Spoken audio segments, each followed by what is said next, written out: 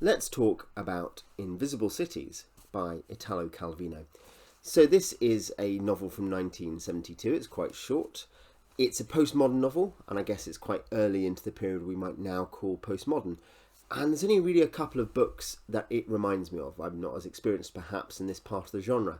I can think of another Calvino book, If on a Winter's Night a Traveller, and Jostein Gaarder's philosophical novel Sophie's World, which is a sort of fictional introduction to philosophy and very worth reading for that purpose. What is the book about them? Well, it's hard to say. There's not really a plot. The story, what happens in the book, is that Marco Polo, the famous traveller, is telling Kublai Khan, the Chinese emperor, about all the cities that he, Marco Polo, has visited. But it's apparent that not all these cities may exist. Some are futuristic. They're not medieval at all. They have modern elements or even future sci-fi elements. Some are literally impossible or ridiculous. And Kublai and Marco's conversation, which intersperses the subsections of the book, shows a developing suspicion on Kublai's part that these cities are fictitious. And Marco offers different explanations at different times about what these cities even are. They're cities he's visited and he's just reporting his travels. They're potential cities he could visit, or they're cities that could never exist. They're all coded versions of his home city of Venice. They all have feminine names, so perhaps they're all about a woman, or perhaps the woman is Venice.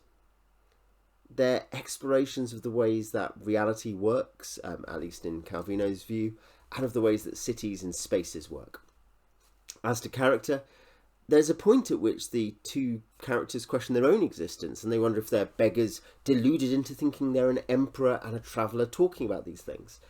The characters are substantive, but not substantial. They matter, they have a real point in the story, and you can see they have emotions, but they're not there to have an arc. Where they develop, it's really to do with the wider conversation Calvino is having about the nature of reality. This is not a book about these characters go here, do this, feel this. This is an intensely thoughtful book about a lot of things. One, very simply, what are cities? Are they a simple accumulation of details? Are they what they were yesterday? Do the people make them up? Do the living make them up? Do the dead make them up? How are these places physically defined? What's the boundary of a city?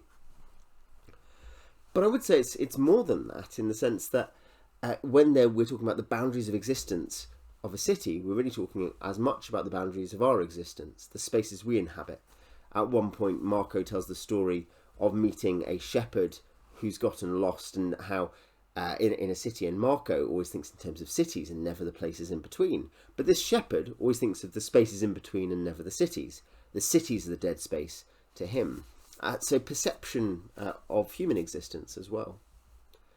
And you might think that all sounds a bit weird or abstract. Well, it is, I suppose, weird. It certainly is literally abstract, but it's compelling and actually even at points emotive and well written as well. There's a section here where the idea that in one city there are two types of household gods. One stays in the house and one moves with the family.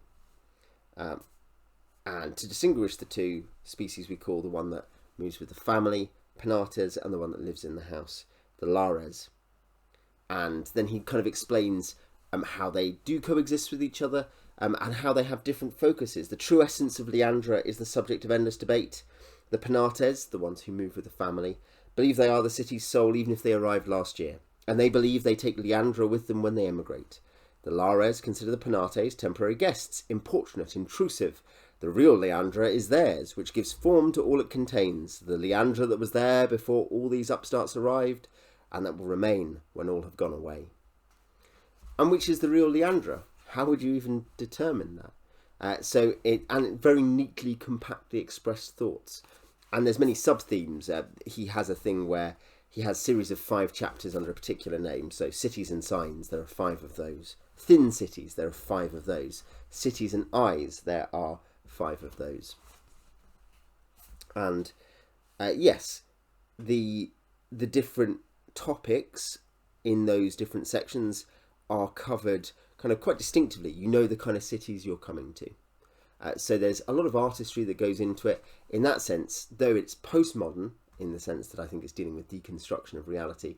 It has a modernist approach to format at points. It's very carefully pieced together and very explicitly pieced together in a way that's actually fairly reminiscent of much earlier modernist poetry. Of course, the two do overlap and blend. So, did Marco Polo see that city that I described, Leandra? Why this use of these old concepts of Roman gods, Lares and Penates? Why is it named Leandra? Is there an extra meaning in the name? As I said, is it a woman that Marco has known? Is it a fantasy woman, like the cities of fantasy places? Is the city the place or the people, the environment or the traditions? Or is it the future? Is it what's going to come afterward? And there are dozens of chapters and cities like this. They're short, as I say, they're concentrated, sweet. They are dense with meaning. They're almost exhausting. I didn't finish the book quickly comparatively. It's only 150 pages or something, but I didn't get through it in a day. It took several days to kind of dip back in and chew it over. So I can't analyse it and say, well, this is the kind of book it is, and these are all the things I could think about it, or you could think about it. I can say that if you chiefly want a plot or a character, then this isn't the one for you. But if you want something thought-provoking, short, relatively short, as I say, it took me a while to read, beautifully written, beautifully translated as well by William Weaver, this is the Vintage Classics version, then I think it's fair to say that this is a book you should read. Tell me what you think in the comments, particularly, is the city, the place, or the people?